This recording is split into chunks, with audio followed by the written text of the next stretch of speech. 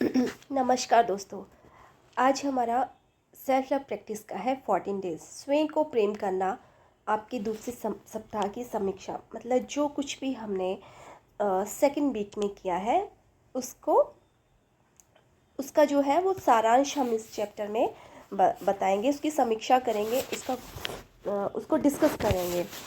तो आज आप मिरर वर्क में अपनी प्रगति की समीक्षा करेंगे और जीवन यात्रा में स्वयं को अधिक समय और प्रोत्साहन देना सीखेंगे। मुझे आप पर कितना गर्व हो रहा है मेरे प्रियजनों। यहाँ हम अपने दूसरे सप्ताह के अंत तक पहुँच गए हैं और वहाँ आप अपने दोस्त के सामने, अपने आईने के सामने खड़े होकर हर एक दिन नए तरीके सीख रहे हैं और उनका प्रैक्टिस कर रहे हैं, जिनकी मदद से आप अपने जीवन में और अधिक प्रेम ला सकते हैं। आप प्यार, खुशी और उन सभी चीज़ों के अधिकारी हैं जो जीवन आपको दे सकता है। आप मिरर वर्क करने में अभी भी थोड़ा मुक्तापूर्ण और असहज महसूस करते हैं। कोई बात नहीं, मैं आपसे कहूँगी, जब आप प्रतिदिन नई प्रैक्टिस आरंभ करते हैं तो धैर्य से काम लें। बदलाव मुश्किल हो सकता है और आसान भी हो सकता है।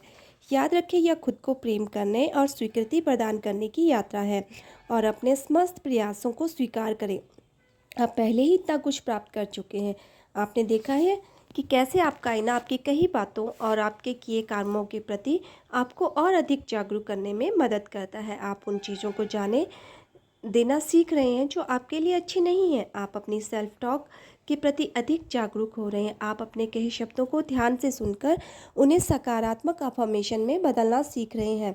आप अपने भीतर के आलोचक को एक प्रशंसक में बदलना सीख रहे हैं जो आपके प्रयासों को बदलाव के लिए प्रतिबद्धता की प्रशंसा करेगा। यह सब आपके लिए बहुत अच्छा है। आपका भीतरी बच्चा पिछले 2 सप्ताहों में अभ्यासों का विषय था और आपने बहादुरी से दोनों का सामना किया। खुद की एक बड़ी सी जयकार करें। आपने अपने भीतर के बच्चे को अपना परिचय दिया और अब आप समझने लगे हैं कि यह नन्हा सा जीव क्या महसूस करता है। आपको इस बच्चे को अपनी बाहों में लेकर यह समझने का समय भी मिल रहा है कि वो कितना सुरक्षित है, आप उसे कितना प्रेम करते हैं। मुझे आप पर बहुत गर्व है कि आपने स्वयं को प्रेम करने की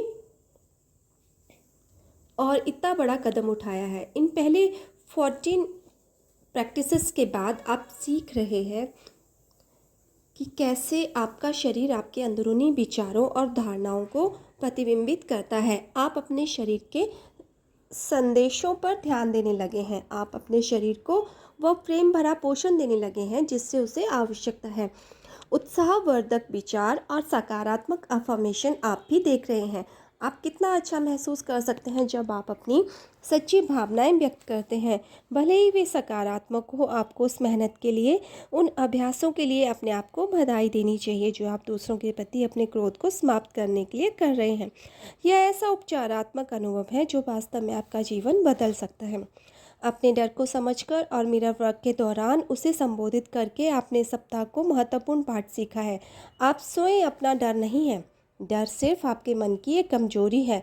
आपके पास हमेशा प्रेम और डर के बीच एक विकल्प रहता है। आप इस सप्ताह मेरे एक पसंदीदा सिद्धांत का अभ्यास भी किया है। आप जैसे अपने दिन की शुरुआत करते हैं, अक्सर वैसे ही अपना जीवन जीते हैं।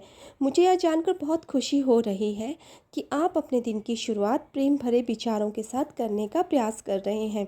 यह आपके दिन के बाकी समय के लिए एक सकारात्मक टोन सेट करता है। आपने देखा कि सिर्फ 14 दिनों में आपने कितना कुछ सीख लिया है। मिरर वर्क के इस नए अनुभव से गुजरते हुए स्वयं को हर प्रकार का प्रोत्साहन देते रहिए। हमेशा जान लीजिए कि मैं आपके साथ हूँ। आइए अफर्म करें, मैं यहाँ हूँ। दुनिया, ये मिरर वर्क मुझे जो भी अद्भुत चीज़ें सिखा रहा है उसके प्रति खुला और ग्रहणशील हूँ। आपके 14 डे का मिरर वर्क। अपने बचपन के उस समय की तस्वीर निकालें जब आप सच में खुश थे। शायद आपके पास आपके जन्मदिन की पार्टी की ली गई कोई तस्वीर होगी, या तब की जब आप अपने दोस्तों के साथ कुछ कर रहे थे या अपनी पसंद की किसी जगह पर गए थे। इस तस्वीर को अपने बाथरूम के आईने पर चिपका दें।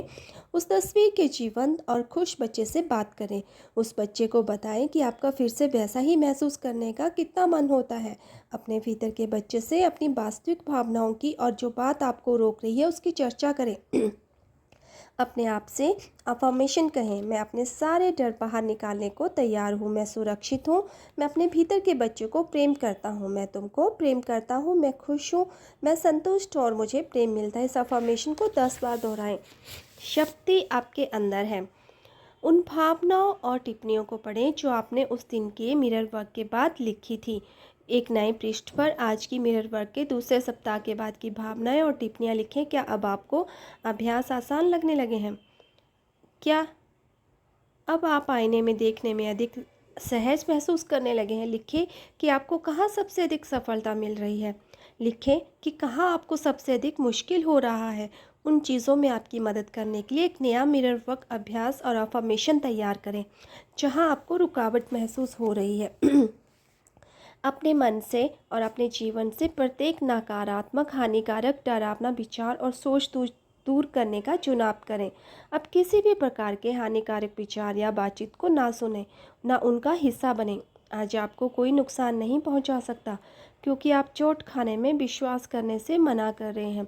आप हानिकारक भावनाओं में लिप्त होने से मना कर रहे हैं।